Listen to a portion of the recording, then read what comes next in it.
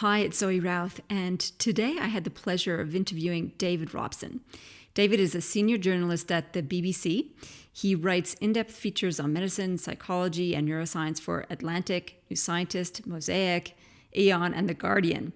He's author of one of my most favorite books, The Intelligence Trap. Seriously, I dove through this book. I highlighted pretty much every single page, and it really took me on an in-depth journey into the mind and how smart people do dumb things, which is the byline of The Intelligence Trap.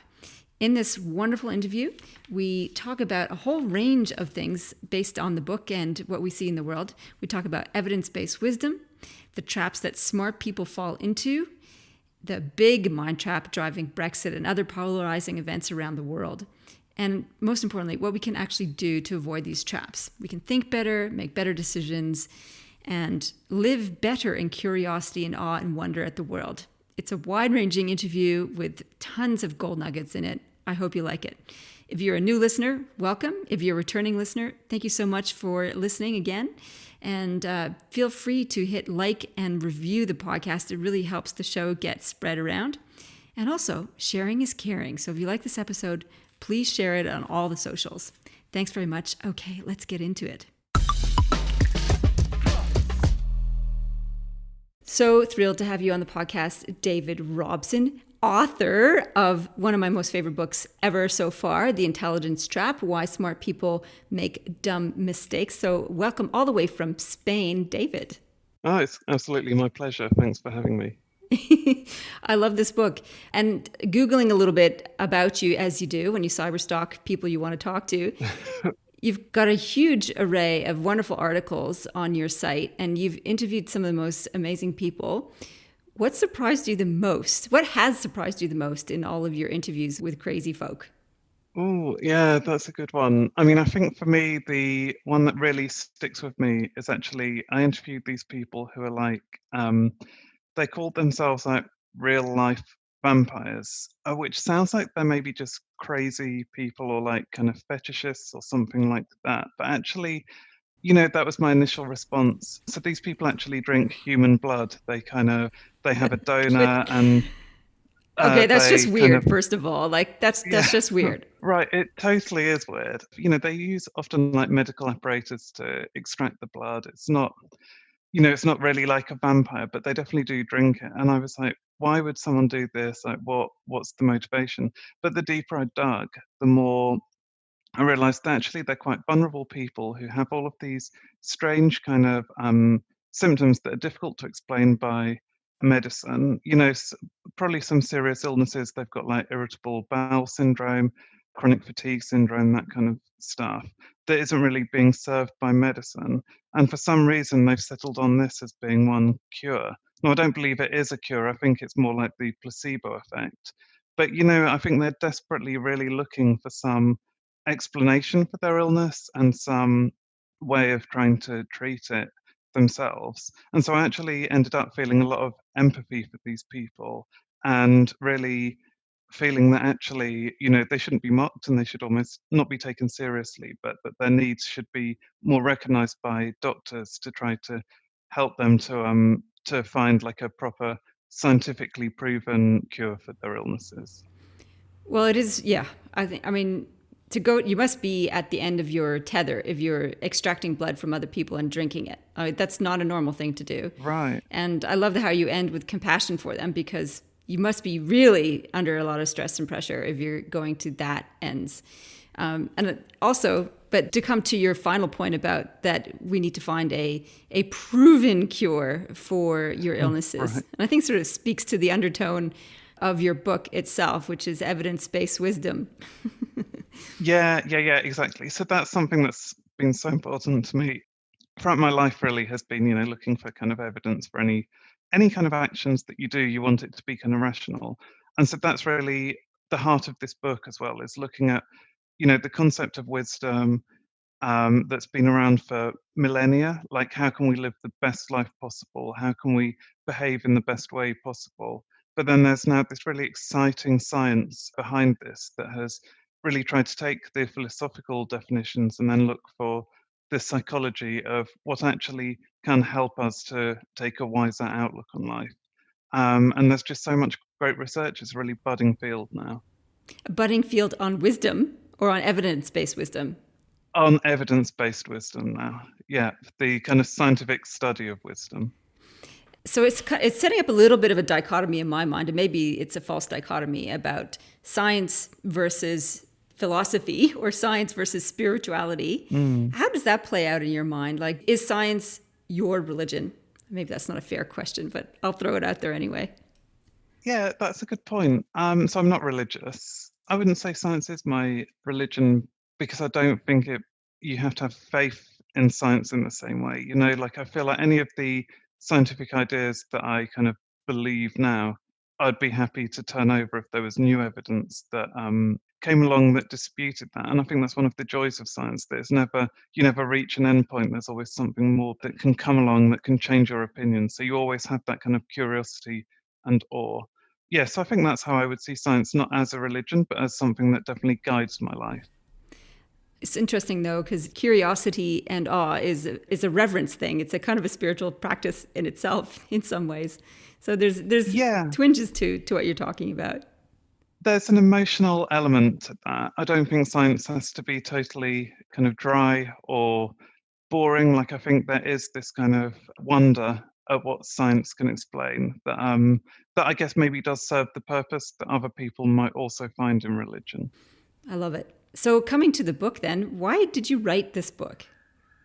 So I was, I'm a science journalist, and besides interviewing vampires, I've also interviewed, lots of brilliant scientists who have, some of them have won Nobel Prizes. They're like really the best minds around.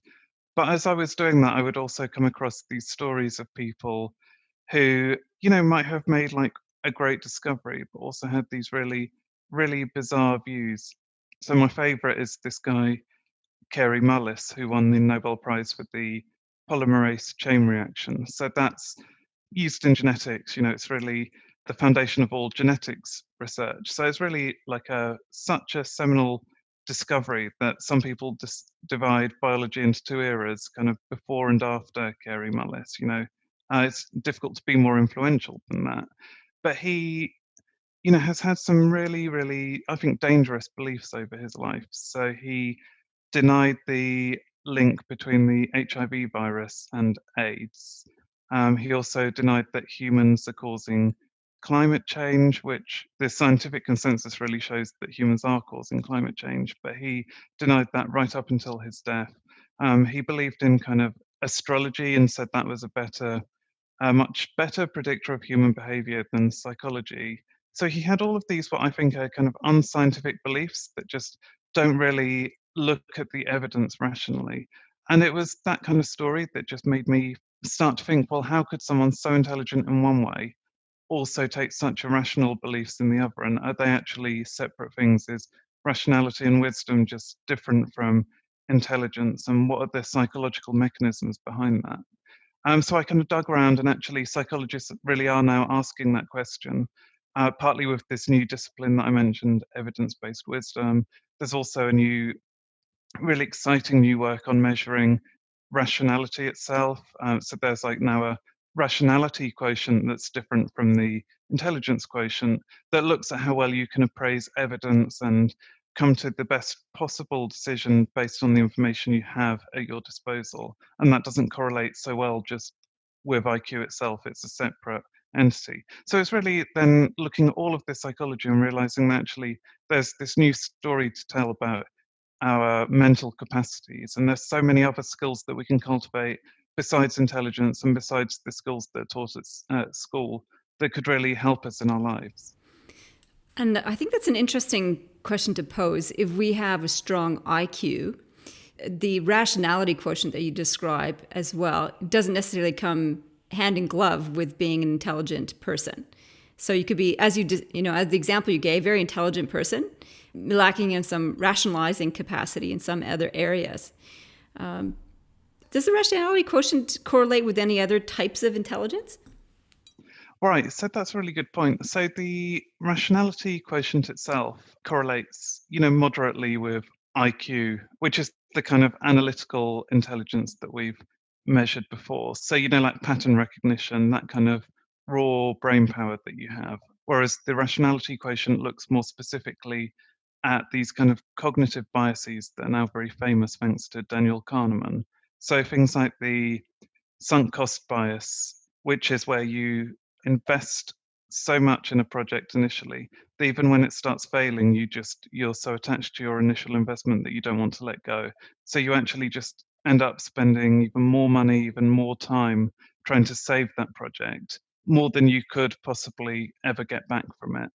So it's that kind of bias that's measured by the rationality Oh, quotient compared to just it measures the biases as well. yes. So that's what's wonderful about the rationality quotient is it really looks at your susceptibility to those kinds of biases, which is a very different skill from the kind of pattern recognition that would be involved in the IQ test. And so you do see a moderate correlation, but actually when you look at the individual biases especially, you see almost no correlation. So the sunk cost bias, for instance, is almost completely unrelated to your intelligence. That's an emotional one, right? That Yeah, the sunk cost, exactly. yeah, So you just won't want to give up because it's linked to your identity and what you believe you should be produced. I had this same conversation with a client yesterday who is experiencing sunk cost bias at the moment, and it's causing her a lot of emotional drain because she has spent years working on this project and it's not coming to fruition. yeah, so that's what I think is interesting to me is that you might expect that someone who's more intelligent, traditionally, to just be slightly better at moderating those biases. But actually, you find that that's really not necessarily the case at all. And so the researcher who came up with this rationality quotient, he coined this term dysrationalia to describe someone who is very intelligent but also very irrational.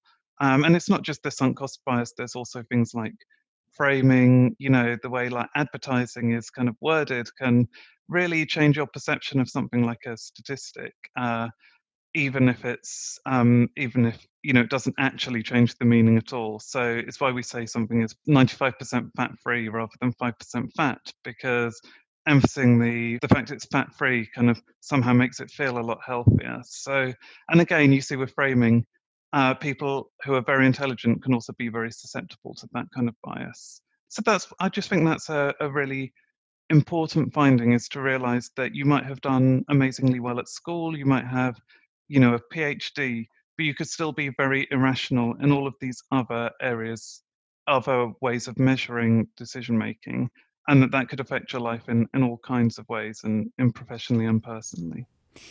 I'm wondering, and it might be implied in your book, but you might be able to make it explicit or comment on this. Do you think that emotional intelligence is the bridge between IQ and rational quotient? Do you Mm. think that's one of the things that can help you become more rational, is that sort of emotional mastery?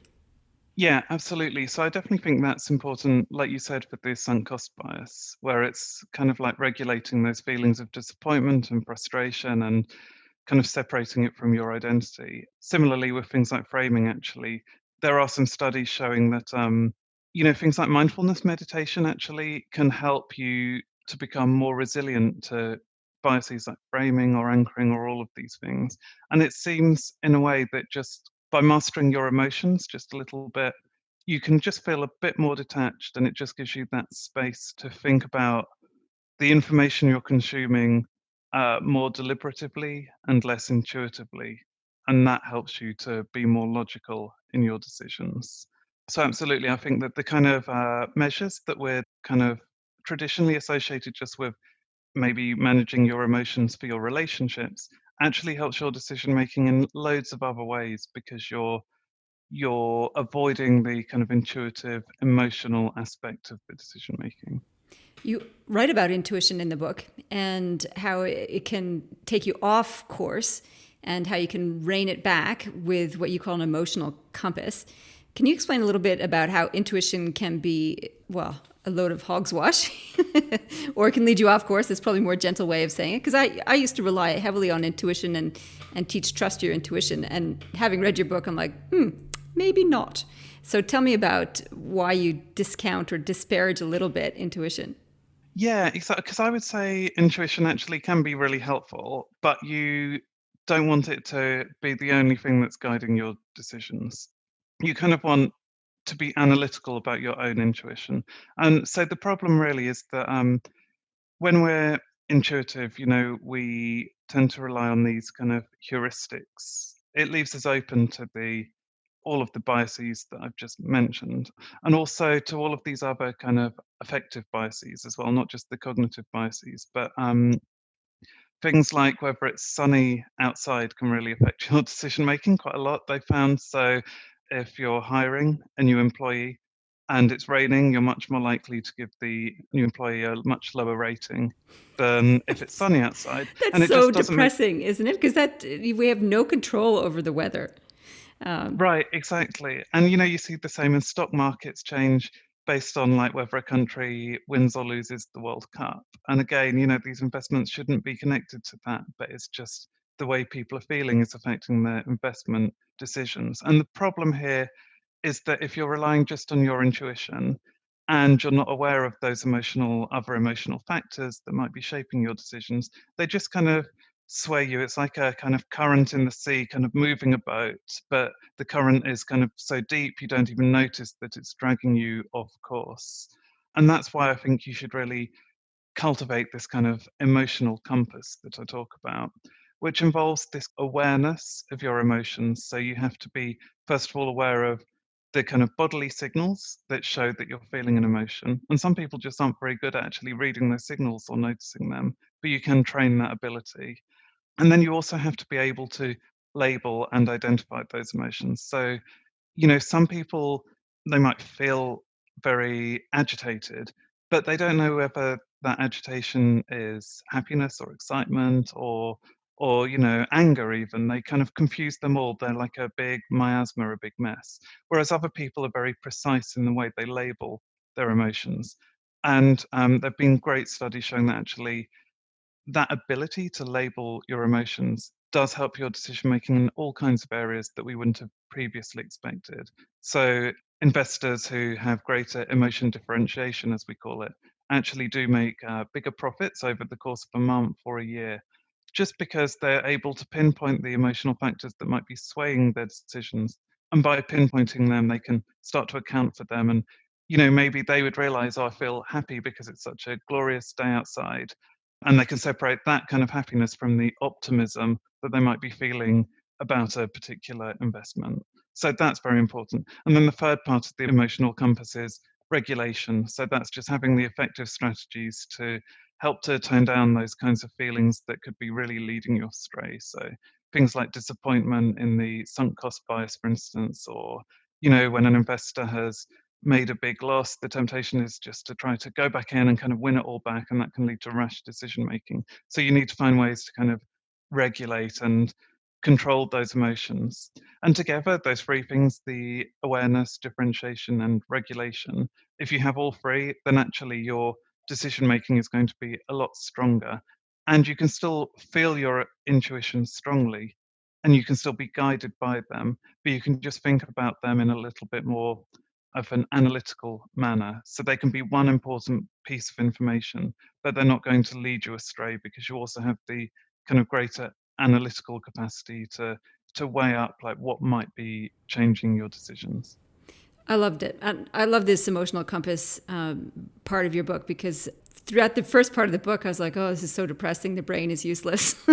And then we get to this point. I'm like, oh, no, not emotions. They're useless. And then, oh, yes, they have a point to them. And we can actually look after them, which is great. And you'll be uplifted maybe, well, as I was, by this incident that happened to me last week. I was running behind a couple of women in my running group. And one of them is a counselor in schools. And she was talking about her conversation with one of her young students who came in, and she said, he sat down and he said, today I'm feeling frustrated with a tinge of disdain. Oh, And went on that's to explain. amazing. I know, I'm like, she goes, boy, I've been lucky to get previously out of many of my students. I feel bad. Yeah. I mean, that is exactly the kind of thing that, I think we should be teaching children at schools is to be able to make that kind of distinction and to be able to feel all of and label all of the different colors of your emotions in that way. Yes, I absolutely agree. So I think my little ear into that world of education made me feel happy because I'm like, it's happening. The younger generation is learning about emotional differentiation and emotional control. Like, it's a lot more in the mainstream media and discussion to talk about emotions and how we deal with them than it ever was when I was growing up. So there is hope potentially for this moving forward. Yeah, that's definitely my impression. And, and we actually now know that by teaching those kinds of skills in schools, it doesn't just improve decision making, it actually improves the way they learn up a subject. So it's really a great investment for a small amount of time that can improve a child's whole academic record. Yeah, it's a long lasting skill that will help enormously. So biases, we were talking just before we hit record about the fact that you've left Britain temporarily, maybe, Right. Yeah. to enjoy Spain while you can before if the advent of Brexit occurs. Looking at Brexit, I'm curious now, what biases do you see at play, if any? Can you do that? Can you read biases into the play of the political landscape? Yeah, definitely. I mean, so one of the kind of big drivers, I think, of the intelligence trap is this process called motivated reasoning. So it's a bit like confirmation bias in that it's where you kind of apply your brain power to prove your point and to rationalize your point and to demolish any evidence that might contradict your point of view. And it's very much tied to our identities, like we mentioned also with the sunk cost bias, but this is very true with motivated reasoning as well. So any political belief that might be tied to your broader identity kind of triggers that motivated reasoning when something threatens it. And the especially bad thing there is that actually the more intelligent you are, the better your motivated reasoning, because you have the kind of numeracy and literacy and knowledge to make a stronger case for yourself and to kind of find the loopholes in your opponent's argument. So what you see because of motivated reasoning is that it actually produces greater polarization between people of opposing beliefs. And the more intelligent you are, the more polarized you are. So you can definitely see that in all kinds of issues like climate change. But I just, having observed Brexit now for 3 years, is that I really feel like motivated reasoning is the number one driver of the kind of discord that we see in the UK at the moment. You have so many intelligent people, I think people who are actually in other ways quite rational people who want the best for the country, but they just can't see eye to eye because of this motivated reasoning. And it's just preventing the possibility of any kind of compromise between them. And as time goes on, because of this motivated reasoning kind of self perpetuating, they're just being driven further and further apart. So that was very interesting to me, also a little bit heartbreaking, I think, but having written the book and, also through the process of writing the book, to see this at play in our country, that really struck me. Uh, it showed me how powerful this understanding of the psychology could be, because you would hope that with this greater understanding, you could also find ways to reduce that motivated reasoning and to bring people together again. And you do. You talk about one of, I think it was Socrates. Was it Socrates who talked about arguing the other side's case as a way of unplugging from motivated reasoning? Was that Socrates or a different? Yeah. Well, it's very much part of Socrates' overall kind of worldview, I think, but also Benjamin Franklin had this idea of using moral algebra, he called it, where he would deliberately kind of list all of the reasons that there might be for having the alternative point of view. And that, he took a very, I'd say, analytical and detached approach to that process as well. He would do it over a matter of days or weeks to kind of let it settle in his mind before he came to a decision. And absolutely, to consider the opposite doesn't just mean kind of listing the kind of reasons against your point of view. It's also when you're analyzing a particular piece of evidence, it means kind of trying to look at that from the other person's perspective. So if I were to read, it's pretty obvious that I would want to remain in the EU. But if I read an article by someone who wanted to leave the EU and they presented all of this evidence, I should really be asking myself, how would I see that evidence, the quality of that evidence, if it actually, rather than disagreed with my point of view, protected my point of view? Am I just being unfairly dismissive of it because it opposes my worldview? And that could maybe stop you from that having that kind of instant gut reaction that you'll just like tear apart the argument, and you might actually think, well, yeah, they're raising some decent points. They're quoting some decent studies that actually do represent some valid evidence. So it's really that kind of mindset that I think you want. It's kind of trying to see the other viewpoint and view all of the evidence through that other viewpoint temporarily to just try to overcome that motivated reasoning.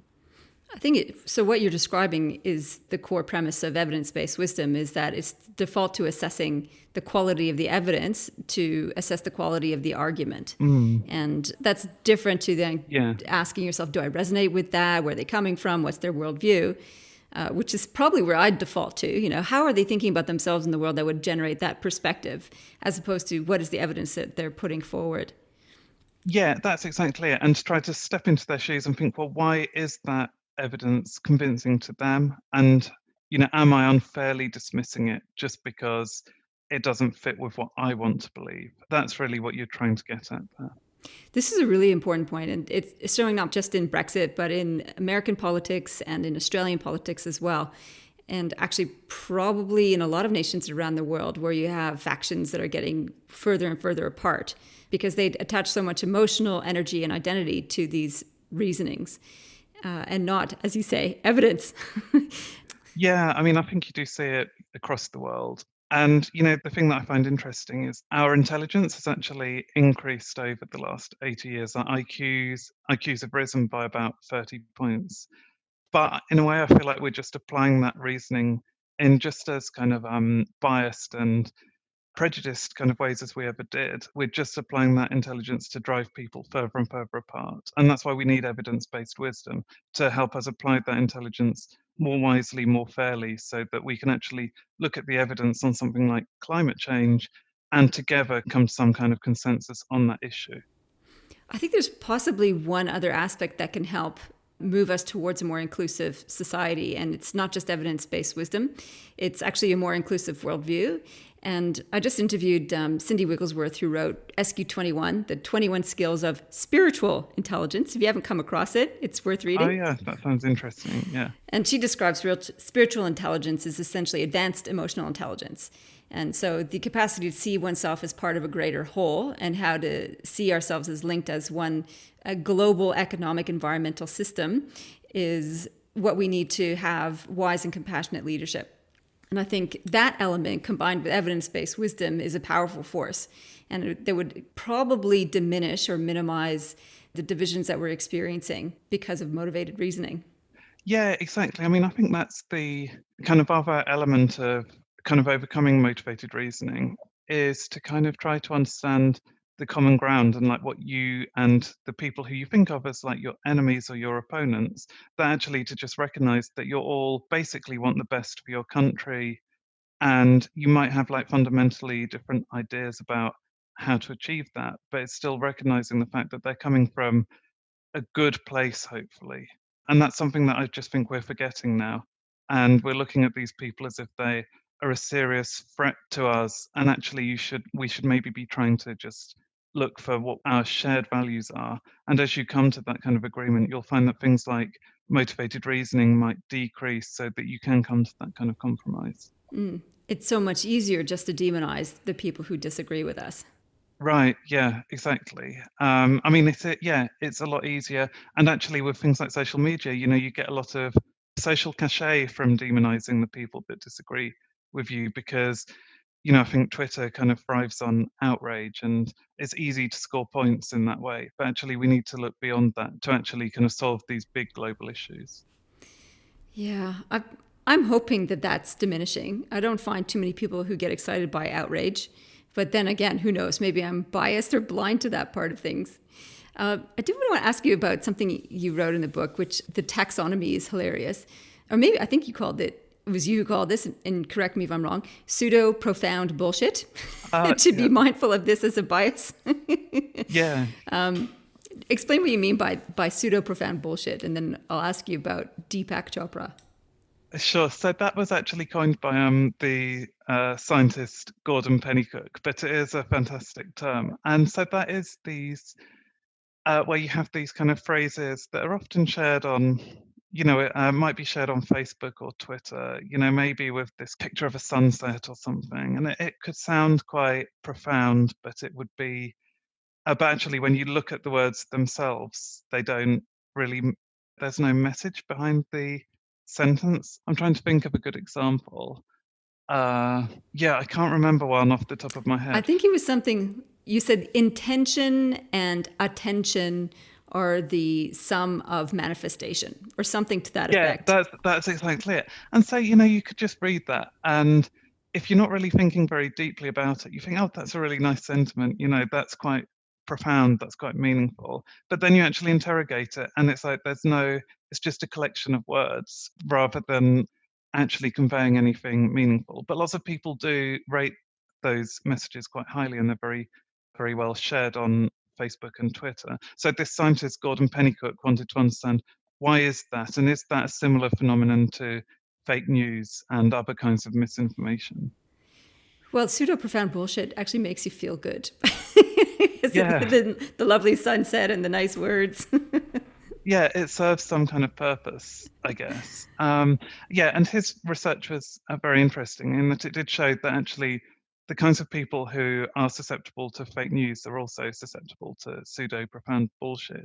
And it's because they lack this, what's termed cognitive reflection. And it's really that kind of slight emotional detachment that we've spoken about before. They just go with the intuitive gut feeling of whether something makes sense, whether fake news fits with their worldview, or whether this pseudo profound bullshit, feels motivating, but they don't really interrogate it. They don't really stop to question that intuition and to actually look at the facts. So I found that, it's a lovely term, but I also just like the idea that actually for all kinds of misinformation, the kind of motivational, happy stuff and the kind of dangerous fake news, that there's this kind of common process behind them all, and that we can measure that with this test, the cognitive reflection test. Which is separate to the rational quotient test. Right, exactly. Although it does predict how well you do on the rationality quotient as well. Oh, does it? Um, it does. So they're very related in a way, but I think the cognitive reflection test really gets to the core of the processes that can drive this and how that differs from intelligence. Can anybody rock up and can anybody get access to the cognitive reflection test? Yeah, so it should be freely available online. But actually, one of the favorite questions that I ask all my friends, and they just always fail it, is how many individuals of each species did Moses take on the ark? And everyone says two, when actually, obviously, it was Noah's ark. So the answer is zero. It wasn't Moses's ark. That's what we mean by the cognitive reflection. It's that the gist of that sentence, how many of each animal did Moses take on the ark, kind of feels like it makes sense because we know Moses is in the Bible, we know Noah's in the Bible. You don't really like think carefully about the specific words that are being used. But people with good cognitive reflection, they do just do that extra bit of analysis. And what you find is that if you have a high IQ, you are a bit more likely to have better cognitive reflection. But lots of people with high IQs also lack cognitive reflection because they rely too much on their gut instincts and intuitions. So they have the capacity for intelligent reflective thinking, but they just don't use it.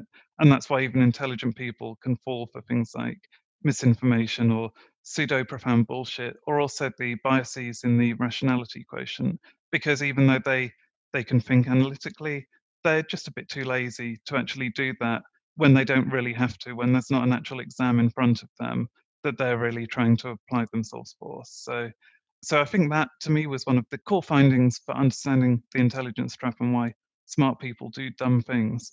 It was this fact that you can have the intelligence, but you just don't apply it. And actually, that has very wide ranging implications. One of the most important points you made in the book was the need for intellectual humility.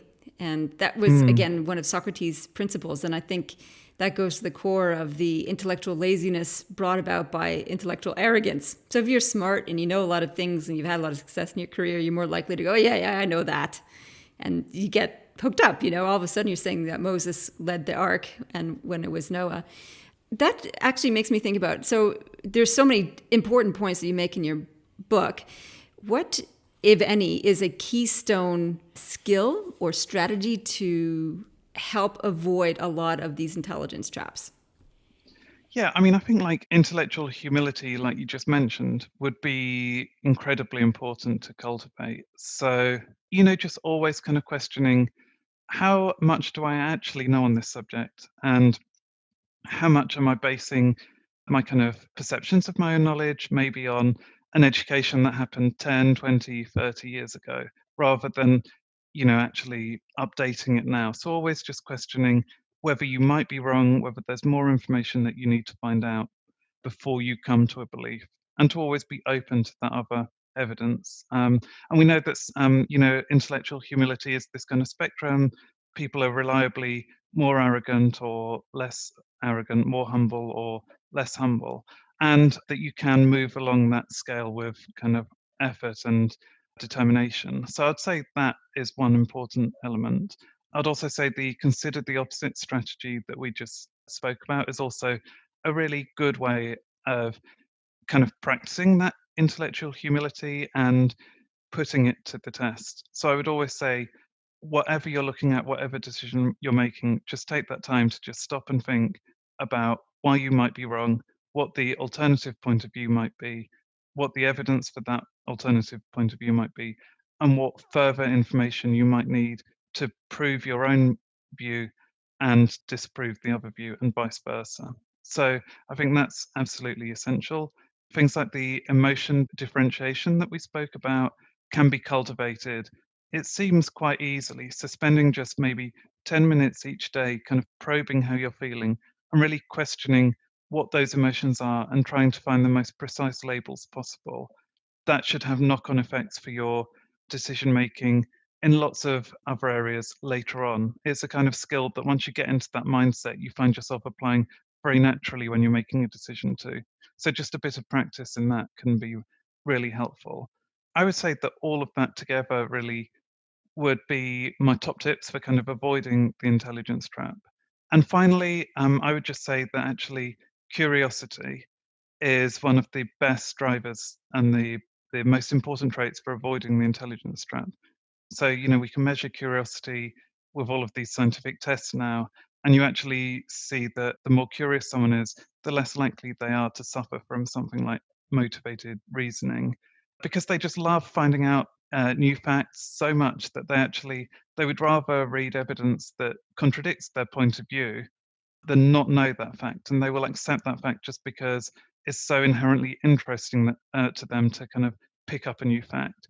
So I would say to like really appreciate your curiosity and to try to cultivate that, and to just feel that sense of wonder in the world and interest in the world, and to not feel like maybe you're too busy to kind of pursue an interest or to read an extra piece of information, but to actually realize that that curiosity is so important for your overall mental health and mental functioning, and just for the wisdom of your reasoning overall. I would say to just really value your curiosity.